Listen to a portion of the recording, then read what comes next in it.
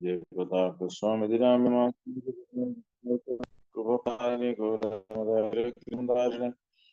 നമോ കൃഷ്ണ ശ്രീമതേ ഭക്തിവേദാന്ത സ്വാമി നാമിനെ നമസ്തേ സരസ്വതേ ഗൗരവ പ്രചാരിണേ നിർവിശേഷ ശൂന്യമതി പാശ്ചാത്യ ദേശധാരിണേ ജയ കൃഷ്ണ ചൈതന്യ പ്രഭു അദ്വൈത ഗദാധര ശിവാസാദി ഗൗരഭക്ത ഹരേ കൃഷ്ണ കൃഷ്ണ കൃഷ്ണ ഹരേ ഹരേ ഹരേ രാമ രാമ രാമ ഹരേ ഹരേ जय जय चैतन्य जय नित्यानंद जय द्वैचंद्र गौर भक्त वृंद ഹരേ കൃഷ്ണ. ചൈതന്യതാമൃത വായനയിലേക്ക് എല്ലാവർക്കും സ്വാഗതം. വായിച്ചിരിക്കുന്നത് ചൈതന്യ ചരിതാമൃതം ആദിലീല 2-ാം ഭാഗം 17-ാമത്തെ അധ്യായം 65-ാമത് ശ്ലോകം മുതലാണ്. ഇത് മഹാപ്രഭുവിന്റെ ഭുവന ലീലകളാണ്. ഇപ്പൊ നമ്മൾ നേരത്തെ വായിച്ചത് ചാൺകാസിയും ചൈതന്യ മഹാപ്രഭുവും തമ്മിലുള്ള കോൺവെർസേഷനാണ്, സംഭവം. അപ്പൊ അതില് കുറിച്ച് ഡിസ്കഷൻ. ഇപ്പൊ 164-ാമത്തെ ശ്ലോകത്തിൽ പറയുന്നത് അശ്വമേധം ഗവാലംബം സന്യാസം ബലഭൈതുകം ദേരേസുതോത്പതിയും കലോ പഞ്ച വിവർജേ. കലിയുഗത്തിൽ 5 പ്രവൃത്തികൾ നിരോധിച്ചിരിക്കുന്നു. അശ്വമേധം, ഗോമേധയജ്ഞം, സന്യാസം സ്വീകരിക്കുന്നത്, പിതൃക്കൾക്ക് മാംസം തർപ്പണം ചെയ്യുന്നത്, സഹോദരന്റെ പത്നി സന്താനോത്പാദനം നടത്തുന്നു. ഇത് ബ്രഹ്മവൈവർത്ത പുരാണത്തിനുള്ള കൊട്ടേഷനാണ്. അതിനുശേഷം ത്വമ ആരാജീയ ഇതേ താര വധമാത്ര സാര നരക ഹൈതേ ത്വമാരാ നഹികാ നിസ്താര. കൊല്ലപ്പെട്ട ഗോക്കളെ പുനർജീവിപ്പിക്കാൻ മുസ്ലിങ്ങൾക്ക് കഴിവില്ലാത്തതിനാൽ നിങ്ങൾ അവയെ കൊന്നതിന് ഉത്തരവാദികളാകുന്നു. അതിനാൽ നിങ്ങൾ നരകത്തിലേക്ക് പോകും, അവിടെ നിന്ന് മോചനത്തിന് മാർഗമില്ല. ഇവിടെ കുറിച്ചാണ് ഡിസ്കഷൻ. അപ്പോ ചൈതന്യ ഗോപത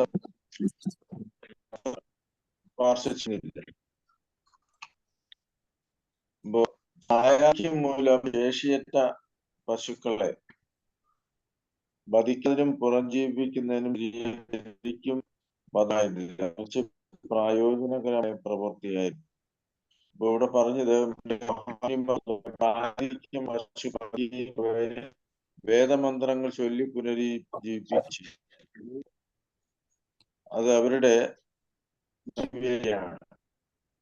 അത് മുഖാന്തരം പുരോഗതി ഉണ്ടാവും, അല്ലെങ്കിൽ കൊല്ലാൻ പാടില്ല.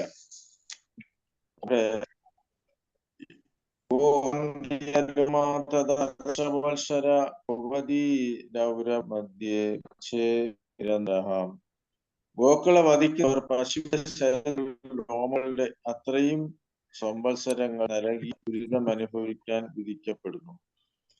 പശുക്കളുടെ വാലില് എത്ര രോമമുണ്ടോ അത്രയും ജന്മം നമ്മൾ എടുക്കേണ്ടി വരും. മനുസ്മൃതിയും പറയുന്നുണ്ട്.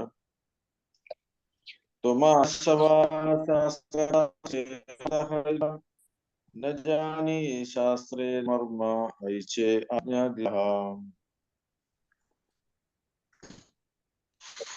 നിങ്ങളുടെ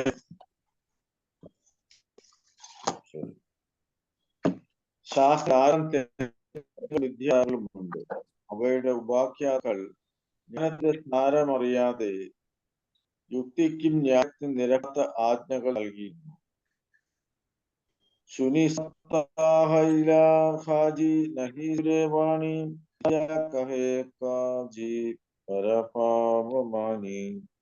മഹാപ്രഭുവിന്റെ പ്രസ്താവന കേട്ടതോടെ സ്വന്തം വാദങ്ങൾ കാശിക്ക് കൂടുതലൊന്നും പറയാൻ കഴിയില്ല.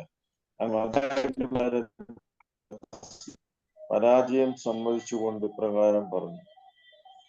ശീലപ്പാതയുടെ ഭാവാർത്ഥമാണ്: നിങ്ങളുടെ പ്രവർത്തനങ്ങൾക്കിടയിൽ ബൈബിളിലെ പ്രസ്താവനകളെ കുറിച്ച് സംസാരിക്കുന്ന ക്രിസ്ത്യാനികളെ കണ്ടാറുണ്ട്. ദൈവം നിർമ്മിതനാണോ അപരിമിതനാണോ പരിമിതനാണെന്ന് ക്രിസ്ത്യൻ പുരോഹിതന്മാർ പറയുന്നു. പക്ഷേ അതിനായ ദൈവത്തിന് ഉണ്ടായി, എന്തുകൊണ്ട് എണ്ണമറ്റ പുത്രന്മാരായില്ല എന്ന ചോദ്യത്തിന് മറുപടി പറയാൻ അവർക്ക് കഴിയുന്നില്ല. അതിലെ ശാസ്ത്രീയ വീക്ഷണത്തിൽ പഴയ നിയമത്തെയും പുതിയ നിയമത്തെയും അനേകം ചോദ്യങ്ങളുടെ ഉത്തരങ്ങൾക്ക് മാറ്റം എത്തിയിട്ടുണ്ട്. പക്ഷേ ശാസ്ത്രത്തിന്റെ അനിഷ്ടം മാറ്റാൻ എല്ലാ ശാസ്ത്രങ്ങളും മനുഷ്യ പ്രകൃതങ്ങളായ 4 ന്യൂനതകൾ സ്വതന്ത്രമായിരിക്കണം. ശാസ്ത്രങ്ങളിലെ പ്രസ്താവനകൾ എക്കാലത്തും ശരിയായിരിക്കണം. ഇപ്പൊ ഇവിടെ പ്രഭുപാദര് പറയുന്നത് ഒറിജിനൽ ബൈബിൾ ആധുനിക കാലത്ത് അവര് ഒരുപാട് മാറ്റം ചെയ്തിട്ടുണ്ട്. കാരണം മനുഷ്യന് 4 ന്യൂനതകളുള്ളതായി നമ്മൾ പഠിച്ചിട്ടുണ്ട്. അപ്പൊ അതും സ്വതന്ത്രമായ ഒരു വ്യക്തിക്ക് മാത്രമേ ശാസ്ത്രം എഴുതാൻ അധികാരമുള്ളൂ. പക്ഷെ ഇവിടെ പുതിയ നിയമം അനേകം ചോദ്യങ്ങൾ, അതായത് പല ബൈബിളും ഖുറാനും ഒക്കെ ഒരുപാട് മാറ്റങ്ങൾ വരുത്തിയിട്ടുണ്ടെന്നാണ് പ്രഭുപാദരിവിടെ പറയുന്നത്. तुम्ही ये कहिला पंडिता से ही सत्य हया ആധുനിക അമാര ശാസ്ത്ര വിചാര സഹനായ. എന്റെ പ്രിയപ്പെട്ട നിമായി പണ്ഡിത, താങ്കൾ പറഞ്ഞതെല്ലാം ശരിയാണ്. ഞങ്ങളുടെ ശാസ്ത്രങ്ങൾ വികസിച്ചത് സമീപകാലത്ത് മാത്രമാണ്. അവ തീർച്ചയായും യുക്തിപരവും തത്വശാസ്ത്രപരവുമല്ല. അപ്പോ ചൈതന്യ മഹാപ്രഭു പതുക്കെ ചാണ്ഡ്ഹാസി പതുക്കെ ചൈതന്യ മഹാപ്രഭുവിന് ശരണാഗതി പ്രാപിക്കാൻ തുടങ്ങിക്കഴിഞ്ഞു, സമ്മതിച്ചു കഴിഞ്ഞു. കാരണം താങ്കൾ പറഞ്ഞതെല്ലാം ശരിയാണ്, ഇത് സമീപകാലത്ത് ഉണ്ടായതാണ്, അതില് യുക്തിപരമായ ശാസ്ത്രപരമായ ഒന്നുമില്ല എന്ന് പറയുന്നുണ്ട്. ഇപ്പൊ ഇവിടെ ഇതില് പോയിന്റായിട്ട് പറയുന്നത് ചൈതന്യ ചരിതാമൃതം മധ്യരീതിയിലെ 11,200 എന്ന ശ്ലോകം പ്രഭുപാദർ നൽകിയ ഭാവാർത്ഥത്തിൽ പറയുന്നു. ഖുറാനിൽ പാണ്ഡിത്യം ഉണ്ടെന്ന് കരുതപ്പെടുന്ന പലർക്കും ഖുറാൻ നൽകുന്ന ആത്മീയസാരം ഗ്രഹിക്കാൻ കഴിയുന്നില്ല. ഖുറാനും ബൈബിളും തീർച്ചയായും ഭഗവത്വചനങ്ങളുള്ള പുണ്യഗ്രന്ഥങ്ങൾ തന്നെയാണ്. പക്ഷേ പലപ്പോഴും ആത്മസാക്ഷാത്കാരം വേണ്ടുവോളം ഇല്ലാത്ത പണ്ഡിതർ ഈ വചനങ്ങളുടെ അവരുടെ പരിമിത ജ്ഞാനത്തിനനുസരിച്ച് വ്യാഖ്യാനിക്കുകയും തന്മൂലം ആ വചനങ്ങളുടെ യഥാർത്ഥ അർത്ഥം മാറിപ്പോവുകയും ചെയ്യുന്നു. അതിനാൽ പലപ്പോഴും അതും ശാസ്ത്രങ്ങളിലെ വചനങ്ങൾ തമ്മിൽ വൈദ്യമുണ്ടാകുന്നു. ഇപ്പൊ പ്രഭുപാദര് പറഞ്ഞിട്ടുണ്ട്, ബൈബിൾ ഖുറാൻ പറയുമ്പോൾ പോക്കറ്റ് ഡിക്ഷണറിയാണ്. അപ്പൊ അത് ആത്മസാക്ഷാത്കാരനെ സഹായിക്കുന്ന, കാരണം കുറെ നിയമങ്ങൾ അത് ചെയ്യാൻ പാടില്ല, ഇത് ചെയ്യാൻ പാടില്ല എന്ന നിയമങ്ങൾ. പക്ഷെ കുറിച്ച് പ്രതിപാദിക്കുന്നത് ഭഗവാൻ ഭഗവത്ഗീതയും പറയുന്നുണ്ട്.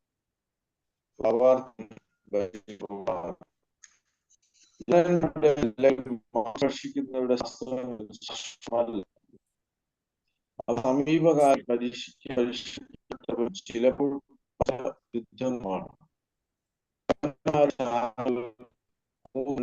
പഴയ നിയമം ഖുറാനും അവയുടെ രചനയ്ക്ക് ചരിത്രമുണ്ട്. ശാശ്വതമല്ല. ആയതിനാൽ അവയ്ക്ക് താത്വിക ഭദ്രതയോ ദിവ്യത്വമോ ഇല്ല. ആയതിനാൽ ശാസ്ത്രത്തിലും ഈ ശാസ്ത്രത്തെ അസ്വീകാര്യങ്ങളായി കരുതും. അപ്പൊ അതുകൊണ്ടാണ്, അതായത് നമ്മുടെ പൗരാണിക നാമം എന്ന് പറഞ്ഞാൽ സനാതന ഉണ്ടായത് എന്ന്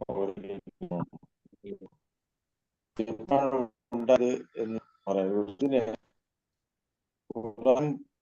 ബൈബിളിലും ഒക്കെ അത് ചരിത്രമാണ്. ഇപ്പൊ സമീപകാലത്തായതാണ്. പിന്നെ അതിന് ചില ക്രിസ്ത്യൻ രോഗികൾ ഞങ്ങളെ സമീപിച്ച് ഇങ്ങനെ ചോദിക്കാറുണ്ട്, എന്തുകൊണ്ടാണ് ഞങ്ങളുടെ അനുയായികൾ ഞങ്ങളുടെ ശാസ്ത്രങ്ങൾ ചെയ്യുന്നു? പക്ഷെ നിങ്ങൾ ബൈബിൾ കൊല്ലരുതെന്ന് പറയുന്നു, എന്നിട്ടും നിങ്ങൾ ദിവസം ഇത്രയധികം മൃഗങ്ങൾ ബൈബിളിലെ ഒരു വാക്യം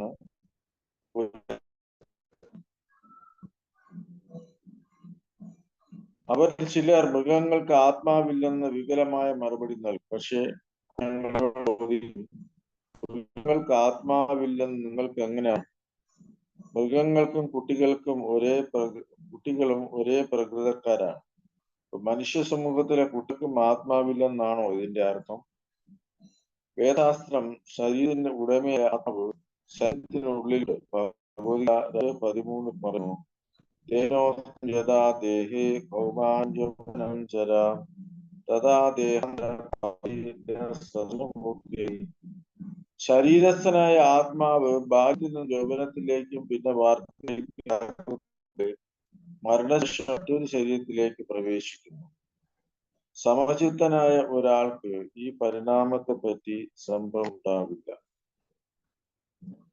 ഇത് വാക്യമാണ് ഭഗവത.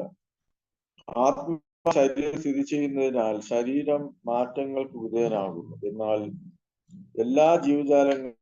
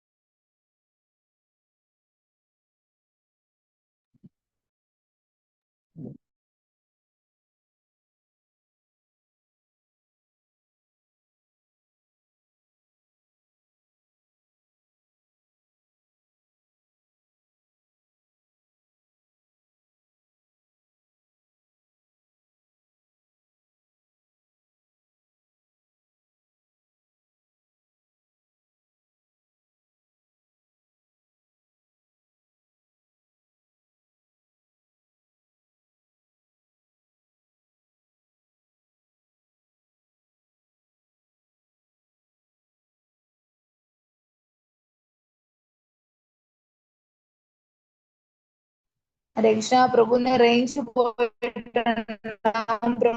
കേറ്, നമുക്ക് വെയിറ്റ് ചെയ്യാം. ഹരേ കൃഷ്ണ.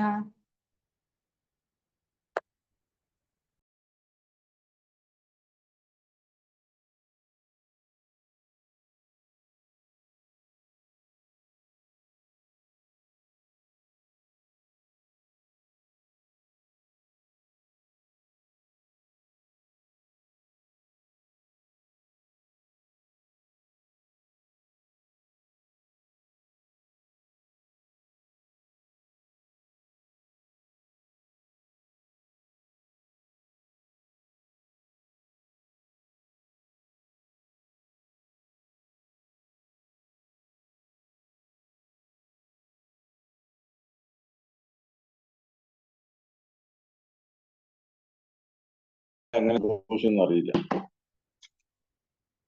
സോറി.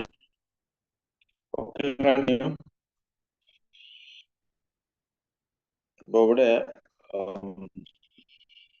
മനുഷ്യനായാലും പക്ഷിയായാലും ആത്മാവുണ്ട്. ആ ആത്മാവ് ഒരു ശരീരത്തിൽ നിന്ന് മറ്റൊരു ശരീരത്തിലേക്ക് ദേഹാന്തരപ്രാപ്തി നടത്തുകയും ചെയ്യുന്നു. യവനന്മാരുടെ ശാസ്ത്രങ്ങൾക്ക് പഴയ നിയമവും പുതിയ നിയമവും ഖുറാനും ജിജ്ഞാസുക്കളായ അനുയായികൾക്ക് ശരിയായ ഉത്തരങ്ങൾ നൽകാൻ കഴിയാതെ വരും. സ്വാഭാവികമായി തത്വശാസ്ത്രികളും പുരോഗതി പ്രാപിച്ചവർക്ക് യവനന്മാരുടെ ശാസ്ത്രങ്ങളിലുള്ള വിശ്വാസം നഷ്ടപ്പെടും. ചൈതന്യമാപ്രഭു ഷാൻകാസി സമ്മതിച്ചു. കാസ് വളരെ ബുദ്ധിമാനായ വ്യക്തിയായിരുന്നു. അദ്ദേഹത്തിന് തന്റെ അവസ്ഥയെക്കുറിച്ച് അറിവുണ്ടായിരുന്നു. പ്രസ്താവിക്കുന്നത് കൽപ്പിതമാര ശാസ്ത്രം ജാതി ഞങ്ങളുടെ ശാസ്ത്രം ഭാവനകളും അബദ്ധങ്ങളും നിറഞ്ഞതാണെന്ന് എനിക്കറിയാം. അവയുടെ ആധാരം ശക്തമല്ല. ഞാനൊരു മുസ്ലിം ആയതിനാൽ താല്പര്യാർത്ഥം ഞാനത് സ്വീകരിക്കുന്നു. സഹജേയവനശാസ്ത്രേ അദൃഢ വിചാരം മഹാപ്രഭു പുച്ഛേന ആരവാരം. യവനശാസ്ത്രത്തിലെ യുക്തിവാദങ്ങൾ അത്ര ശക്തമല്ല. കാസി സമ്മതിച്ചു. പ്രസ്താവം തിരിച്ചിട്ട് അദ്ദേഹത്തോട് ഇപ്രകാരം പറഞ്ഞു. പ്രിയപ്പെട്ട അമ്മാവ, ശ്ലോകം ആരേക പ്രശ്നകരി സുനേഷാതുമി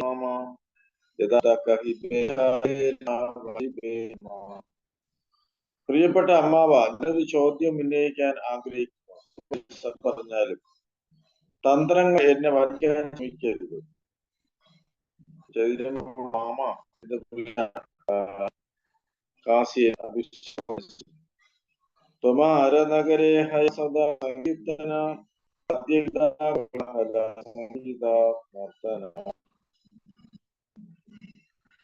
നിങ്ങളുടെ നാട്ടിൽ സംഗീതനം മുഴങ്ങുന്നുണ്ട്. സംഗീതം നിർത്താതെ ഇവിടെ സദാ കോലാഹലം. തുമി ഏകാജി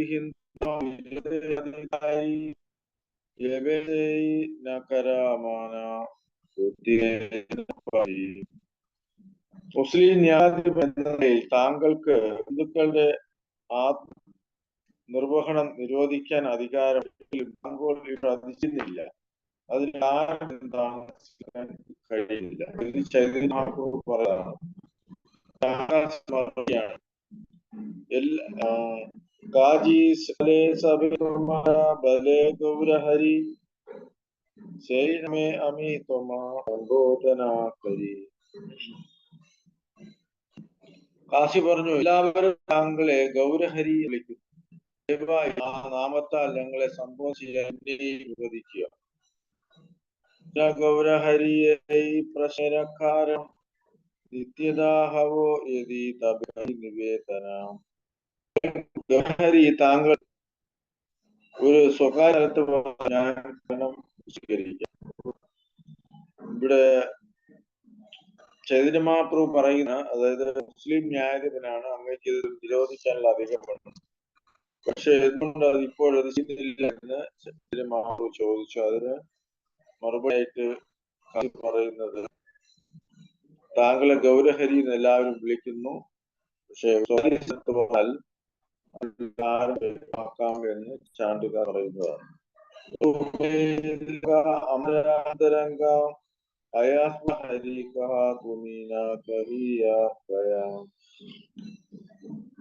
മഹാപ്രഭു ചോദിച്ചു, ആളുകളെല്ലാം എന്റെ വിശ്വസഹായികളാണ്, വേണ്ടതില്ല.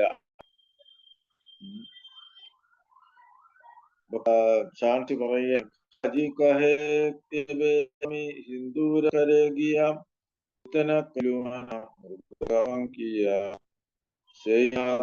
സിംഹ മഹാഭങ്കര നരദേഹ സിംഹമുഖ ഗജേ വിസ്തര. പറയുകയാണ്, ഹിന്ദുവിന്റെ ഭവനം പോവുകയും മൃദംഗം നിരോധിക്കുന്ന രാത്രിയിൽ ഞാനൊരു സ്വപ്നം കണ്ടു.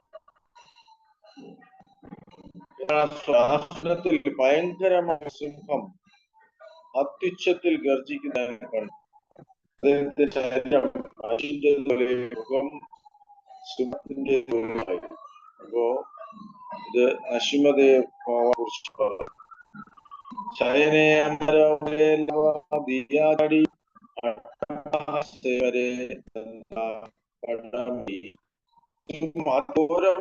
കൊണ്ട് പോത്താൽ പല്ലിടറി കൊണ്ട് ഭംഗിക്കൊടുന്ന എന്റെ നെഞ്ചിലേക്ക് ആടിക്കയറി.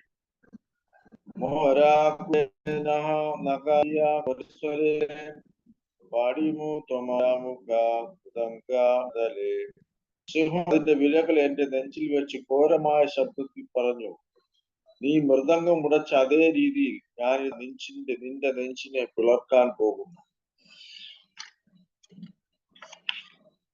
മോരാ കീർത്തനാമാന കരി കരിമോ ത്വമാ തോരാ ക്ഷയ ആകിമുടി കാൺപി നീ പാനാ ബെട ഭയ. നീ എന്റെ നാമസങ്കീർത്തത്തിന് വിലക്ക് കൽപ്പിച്ചിരിക്കുന്നു, അതിനാൽ എനിക്ക് നിന്നെ നശിപ്പിച്ചു. ഞാൻ കണ്ണുകൾ അടയ്ക്കുകയും വിറകൊള്ളുകയും ചെയ്തു.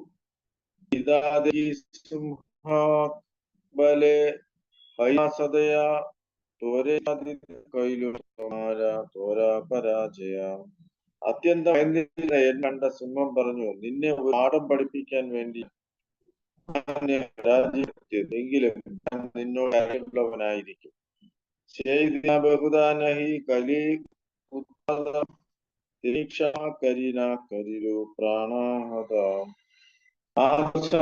നീ വളരെ വലിയ ദ്രോഹം ചെയ്തു, അതുകൊണ്ട് ഞാൻ നിന്നോട് ക്ഷമിക്കുകയും നിന്റെ ജീവൻ ശരി. ഐച്ചയ പുനകരാധേന സഖിമോ സമ്പദാത്വമാരാമോ അത്തരം പ്രവർത്തികളിൽ കുടുംബത്തെയും യവനന്മാരെയും വാക്കുകളാണ്. ഇപ്പൊ ഇവിടെ ഒരു ഭഗവാൻ പറയാണ്, ഞാൻ ക്ഷമിച്ചിരിക്കുന്നു, പക്ഷെ ഇനി ആവർത്തിക്കരുത്. ആവർത്തിച്ചാൽ മുമ്പത്തെ ഒന്നടങ്കം നശിപ്പിക്കാൻ ശ്രീമതി ഭഗവാൻ.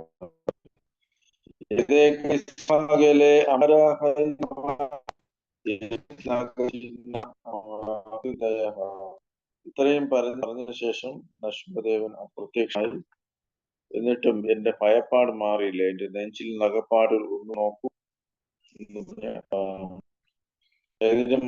കാണിച്ചു കൊടുക്കുന്നതാണ്.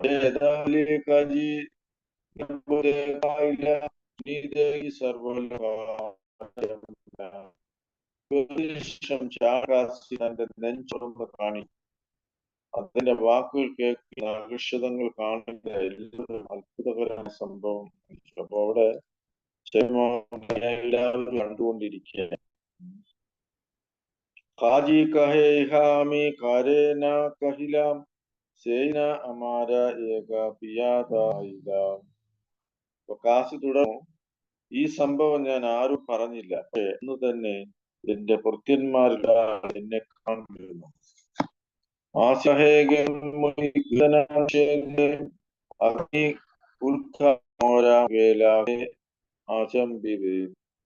എന്റെ അടുത്ത് ഞാൻ തടയാൻ പോയപ്പോൾ എന്റെ മുഖത്ത് പെട്ടെന്ന് അഗ്നിജ്വാലകൾ വന്നടിച്ചു.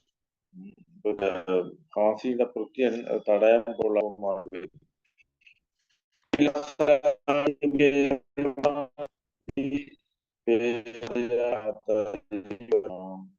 എന്റെ താടി രോമങ്ങൾ കത്തിക്കരിഞ്ഞു പോയി, മുഖത്ത് പൊള്ളലേറ്റു. ഓരോ ഭൃത്യന്മാരും ഇതേ വിവരണം നൽകി. ഒരാൾ മാത്രം, എല്ലാവർക്കും സംശയ ഒരു കാര്യമാണ്.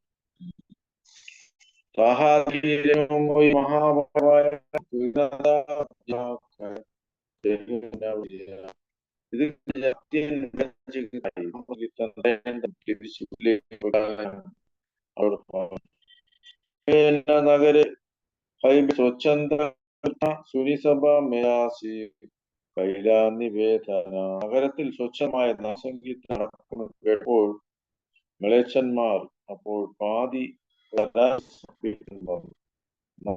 ഹിന്ദുധർമ്മ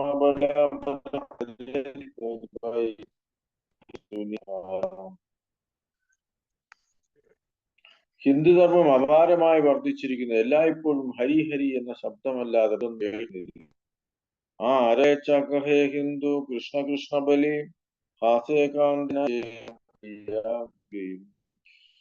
ഒരു മാംസഭോജി പറഞ്ഞു. ഇപ്പൊ ഇവിടെ മാംസം പൂർണ്ണ ഉദ്ദേശിക്കുന്നത് ശരീരം മ്ലേച്ഛ എന്നാണ്.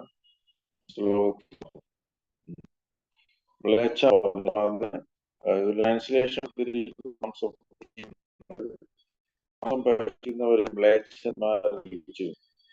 ഒരു മാംസഭോജി പറഞ്ഞു, ഹിന്ദുക്കൾ കൃഷ്ണ കൃഷ്ണ എന്ന് പറഞ്ഞുകൊണ്ട് ചിരിക്കുകയും കരയുകയും ചെയ്യും. അവരുടെ ശരീരങ്ങളിൽ മണുരുളുന്നു.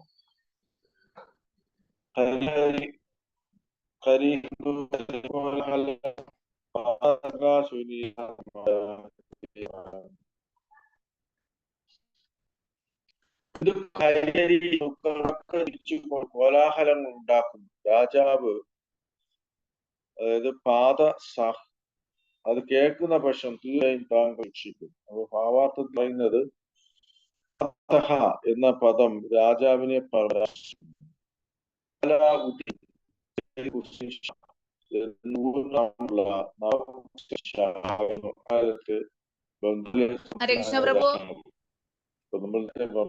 നവാബ് ഹുസൈന്റെ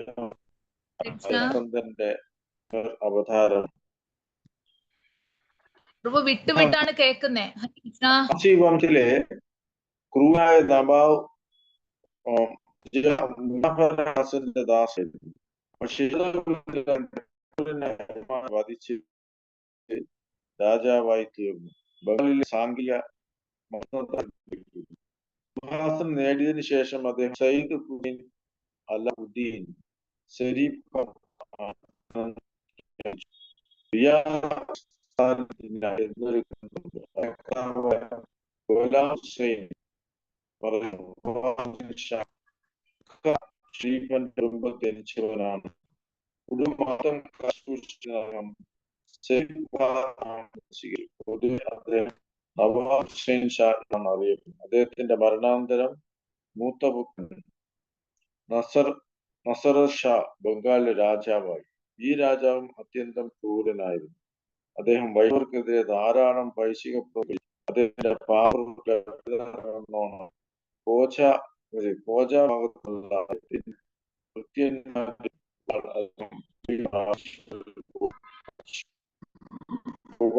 അദ്ദേഹത്തിന്റെ ആ ചരിത്രം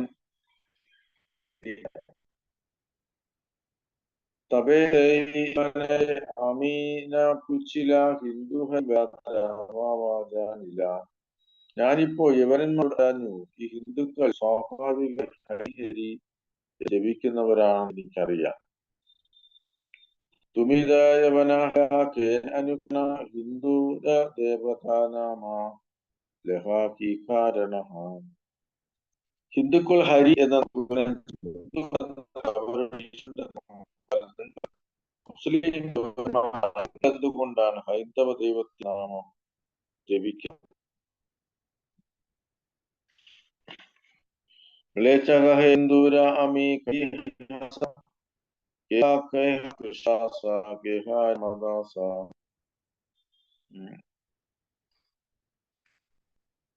മ്ലേച്ഛൻ മറുപടി പറഞ്ഞു, ഞാൻ ചിലപ്പോൾ ഹിന്ദുക്കളോടായി പരിഹാസമില്ലാറുണ്ട്. അവർ ചിലർ കൃഷ്ണദാസൻ, രാമദാസൻ എന്നും വിളിക്കപ്പെടുന്നു.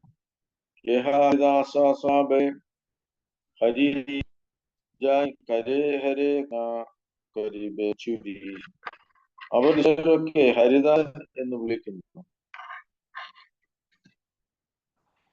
അവർ ആ ഹരി ജപിക്കുന്ന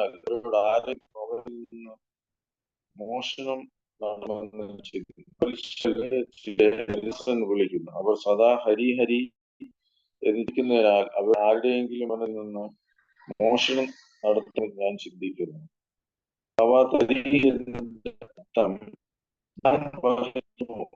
ഞാൻ അപഹരിക്കുന്ന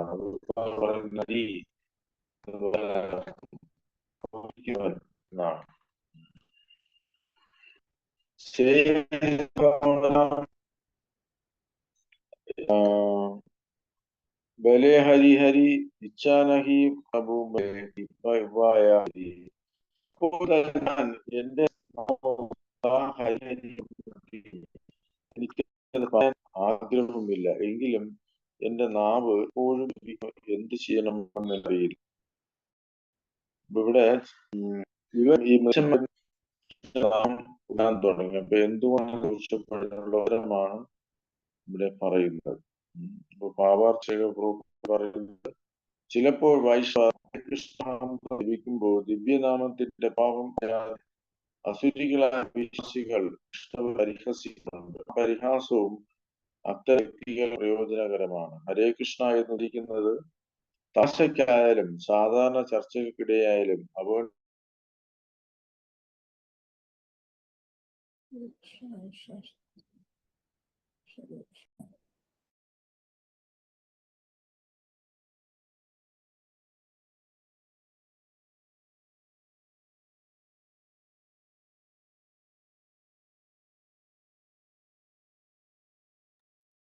ഹരേ കൃഷ്ണ.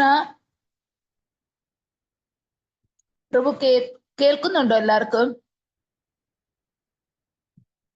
ഹരേ കൃഷ്ണ. ബ്രേക്ക് ആദ്യം മുതൽ അങ്ങനെ തന്നെയായിരുന്നു. ബ്രേക്ക് ആവുന്നുണ്ട്. ഞാൻ ബ്രേക്ക് ആവുന്നുണ്ട്, പക്ഷെ പ്രഭു കേൾക്കുന്നില്ലായിരുന്നു. അല്ല